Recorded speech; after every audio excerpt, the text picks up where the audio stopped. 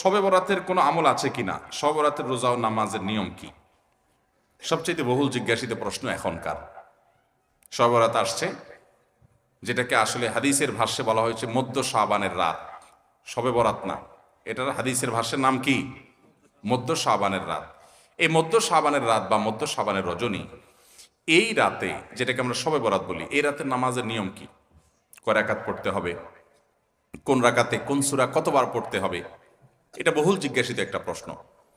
এবং এ ব্যাপারে আমরা অনেকে জানি যে শবে বরাতের নামাজে এত রাকাত পড়তে হবে, সেখানে সূরা কুল হুয়াল্লাহ, ইখলাস এতবার পড়তে হবে, ইত্যাদি ইত্যাদি।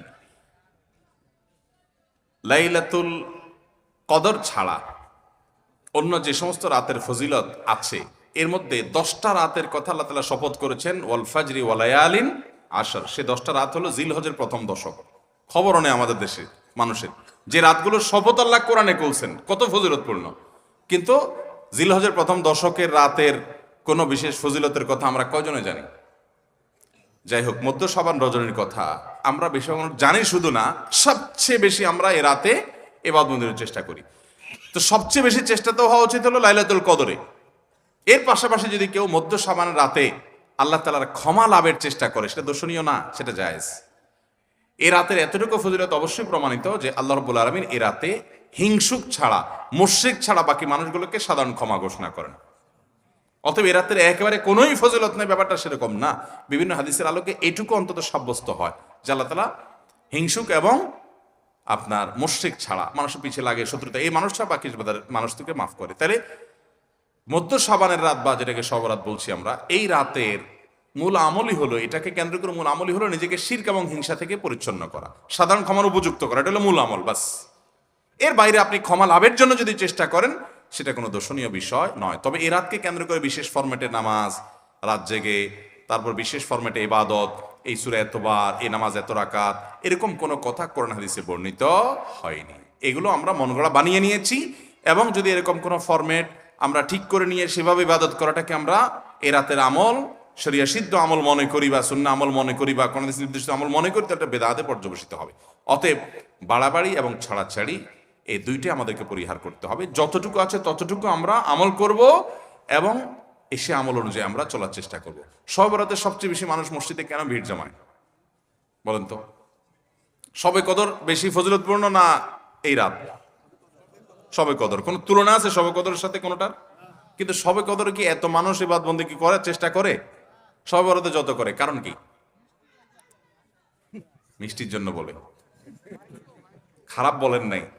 আমি ছোট থাকতে যখন মাদ্রাসায় পড়ি, লজিংয়ে ছিলাম এক বাড়িতে, আমার মনে আছে এক মসজিদে সারা রাত শবে বরাতে এরকম দোয়া দরুদ হয়েছে।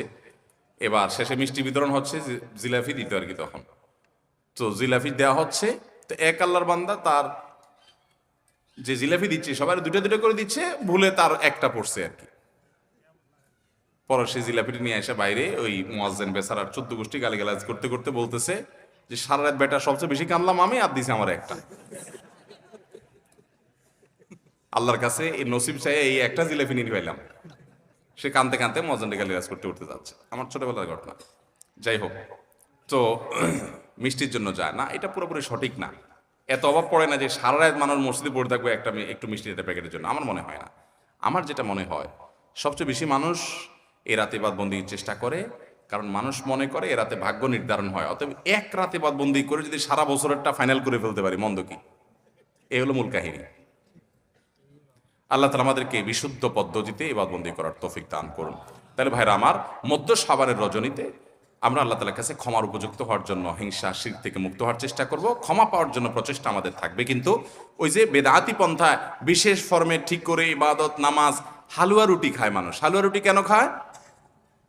কেন খায় হালুয়া রুটি ভাই? সারা দেশে অনেক জায়গায় এখনো এটা হালুয়া রুটি ওই দিন বানাবে মানুষ। হালুয়া রুটিটা কেন হয় বলেন তো? বলে যে নবী সাল্লাল্লাহু আলাইহি সাল্লাম উহুদের যুদ্ধে তার দন্দান মোবারক শহীদ হয়েছে, এই জন্য উনি শক্ত খানা খাইতে পারতেন না, হালুয়া খাইতেন। এই জন্য আমরা হালুয়া খাই। আরে ভাই, নবী সাল্লাল্লাহু আলাইহি সাল্লামের দাঁত ভাঙছে প্রথম কত, ওটা শাবান মাসে ঘটেই না, ওটা পড়ছে আরেক মাসে। আপনি এটা এই মাসে আনলেন কোত্থেকে? আচ্ছা, তারপরে যদি ধরে নেই এই মাসেই হয়েছে, তো ওনার দাঁত ভাঙছে কাদের আঘাতে? মুশরিকদের আঘাতে, তাই না? আল্লাহর দুশমনদের আঘাতে। তো কাফেরদের আঘাতে দাঁত ভাঙাতে উনি হালুয়া খাইছে বলতেছেন, যদি এটার কোনো ভিত্তি নেই, বোগাস কথা। তারপরে ধরে নিলাম, তো আপনি ভালো দাঁত নিয়ে হালুয়া খাচ্ছেন কোন শরমে?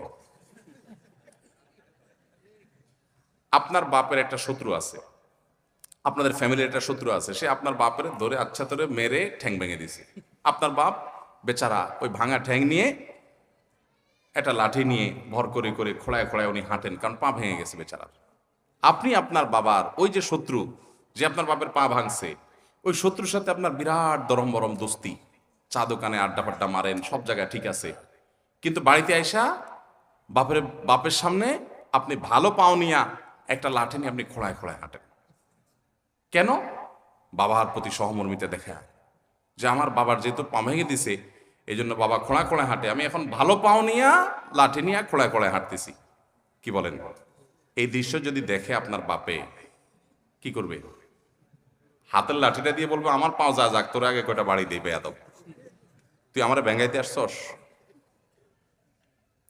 আমার পা ভাঙছে যারা, তুই পারলে তাদেরকে বিচারের আওতায় আনবি, তাদের একটা বিহিত করবি। সেটা না করে তার লগে তলে তলে তোমার সম্পর্ক, তুমি আসছো আমার এখানে নাটক করে আমার সহমর্মিতা জাহির করতে।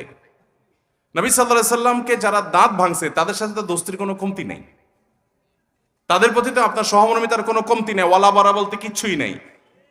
কিন্তু আপনি হালুয়া খায়া ভালো দাঁত নিয়া আপনি নবী সাল্লাল্লাহু আলাইহি ওয়াসাল্লামের প্রতি সহমর্মিতা প্রদর্শন করছেন, এর চেয়ে হাস্যকর আর কি হতে পারে? আল্লাহ আমাদেরকে সঠিকভাবে দিন পালন করার তৌফিক দান করুন। সবরাতে আসলে ওই যে আগে একসময় আমরা দেখতাম পটকা ফুটতো, বাজি ফুটাইতো, যাক আলহামদুলিল্লাহ এগুলো পুলিশ প্রশাসনের নির্দেশনার কারণে থামছে। এরপরে ওই যে আতশবাজি করা, রাতে গোসল করা, অনেক তামাশা আমাদের সমাজে আছে সবরাতকে কেন্দ্র করে, শত শত বেদাতের আয়োজন এই রাতকে কেন্দ্র করে আছে। আল্লাহ আমাদেরকে এগুলো থেকে বেঁচে থাকার তৌফিক দান করুন। আমরা আল্লাহর কাছে ক্ষমা লাভের চেষ্টা করবো, আল্লাহ আমাদেরকে ক্ষমা লাভ করার, ক্ষমা পাওয়ার তৌফিক দান করুন। আঠা দিয়ে ইঁদুর মারা ও ইলেকট্রিক ব্যাট দিয়ে মশা নিধন করা কি জায়েজ আছে না হারাম? আঠা দিয়ে ইঁদুর মারার যে একটা সিস্টেম আছে আমাদের দেশে, এটা জায়েজ নাই, এটা কোন অবস্থাতে জায়েজ নাই। কারণ এটা খুবই মর্মান্তিক, এটা খুবই অমানবিক, এটা খুবই অমানবিক। কারণ আঠা দিয়ে ইঁদুর মারার এক দুইটা দৃশ্য আমি দেখেছি। এখানে যেটা হয়, ইঁদুর আঠার উপরে উঠে গেলে এরপরে দেখা যায় ওই অবস্থায় তার মৃত্যু হওয়ার আগ পর্যন্ত সে ওই আঠা থেকে তার নড়তে পারে না, ওই অবস্থা পড়ে থাকে।